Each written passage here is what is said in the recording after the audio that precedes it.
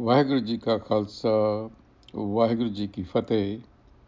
Welcome to the segment of Khoj Gurbani's a-sabad-a-day. The recitation is Maj Mahalla Panjwa. Khojat Khojat Darsan chahe, Pant Pant Ban Ban Abagahe. Nirgun Sargun Har Har Mera, Koi hai jio aan milave jio. Khat Shastra Bicharat Mukh Gyana, Puja Tilak Tirath Isnana.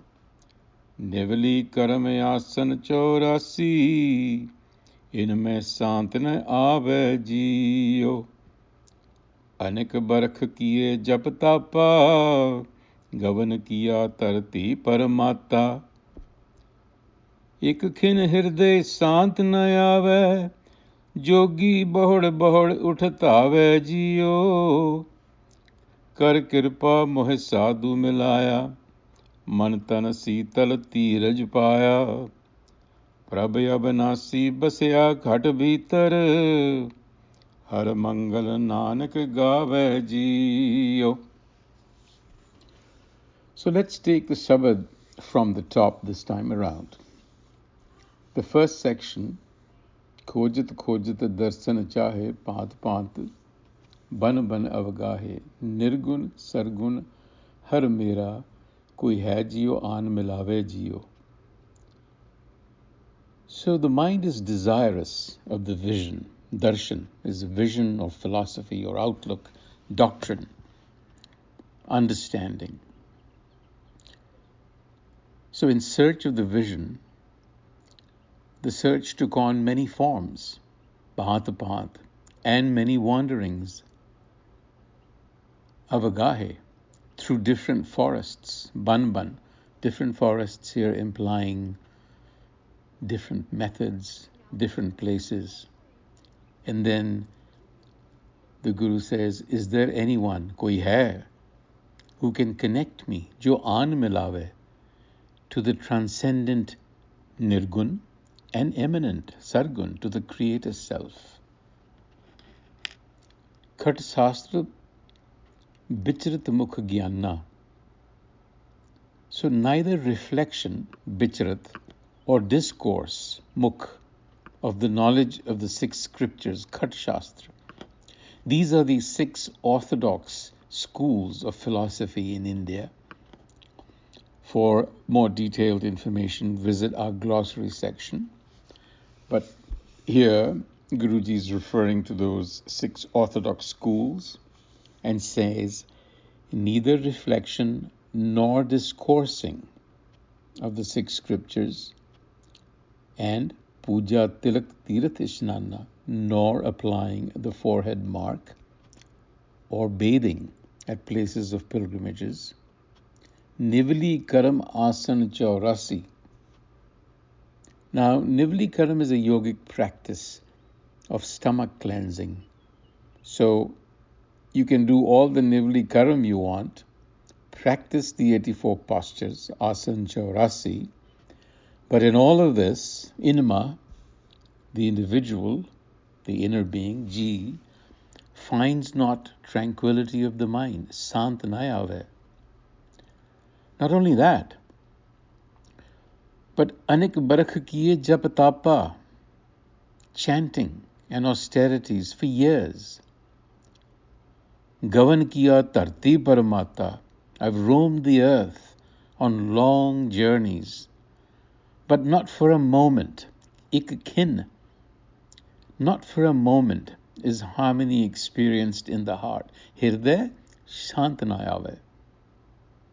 And the yogi, again and again, bahur, runs from place to place, uttave.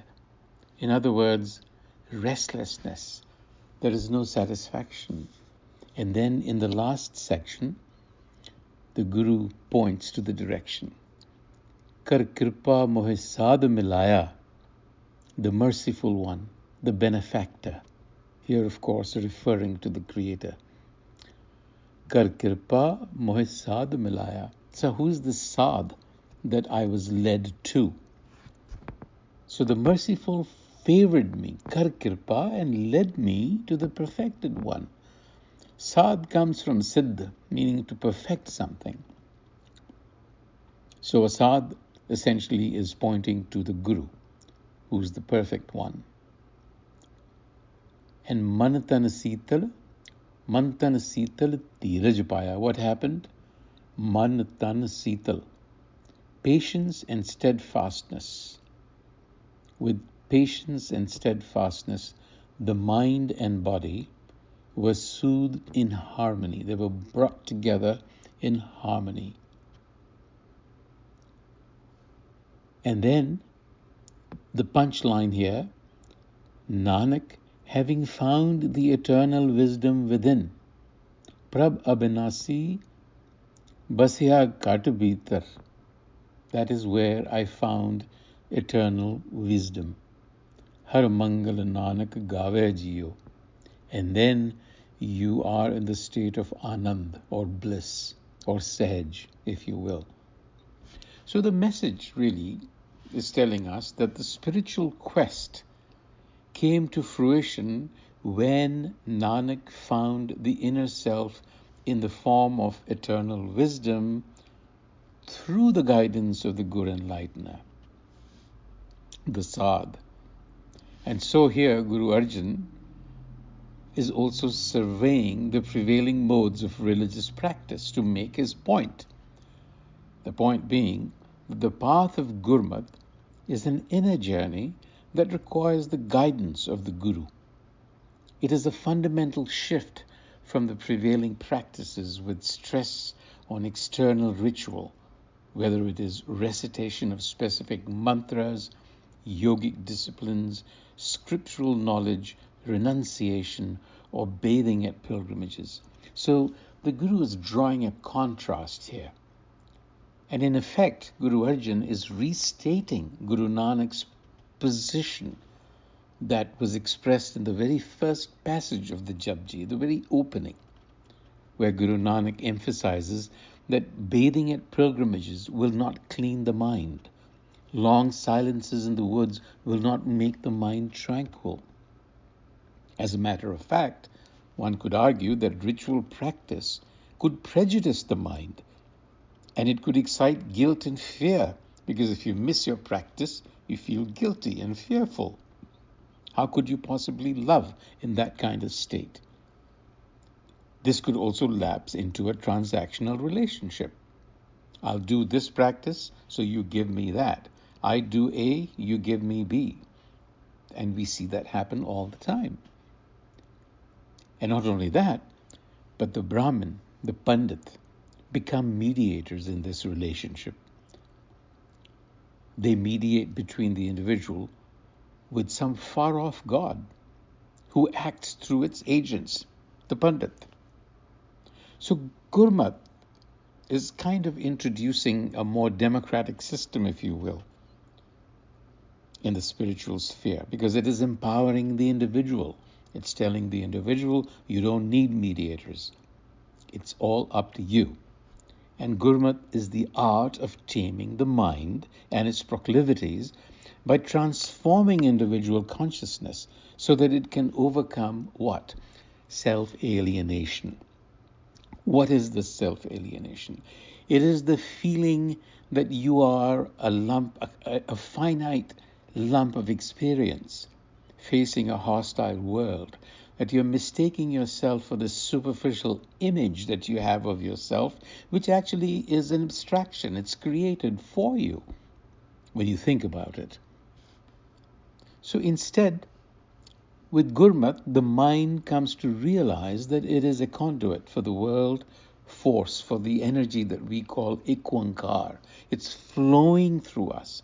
That's the message of Gurmat. And essentially, a Sikh must strive for the mystical experience that Guru Nanak had, and which caused him to declare his oneness, Ikonkar. That is really what we are preparing ourselves, training ourselves to do.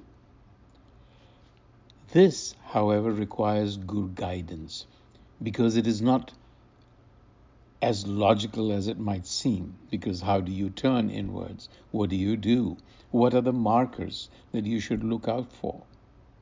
That is where the guru comes into play. The guru, to be sure, is not an intermediary like the Brahmin, but rather a guru is like a catalyst.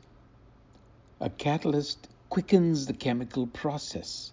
It doesn't really do anything other than enabling the process to happen. That is what the guru does. So without the guru, the transforming fire of inner alchemy that we have to light just cannot be lit. So it's an inward journey. You need the guru to guide you on how to move inwards. And you have to understand that repetitive practices outside may have a small place in your life just for the sake of creating some sort of a rhythm to your day, but beyond that, they could in fact be dangerous.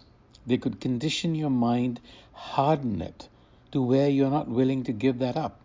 I've seen people who've been doing Nitnem all their lives with no effect on them because it is a simple habit. It's a prejudice, and they're very proud of it.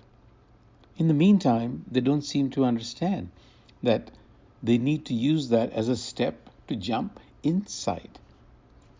With those thoughts, until the next time, Waheguru Ji Ka Khalsa, Waheguru Ji Ki Fateh.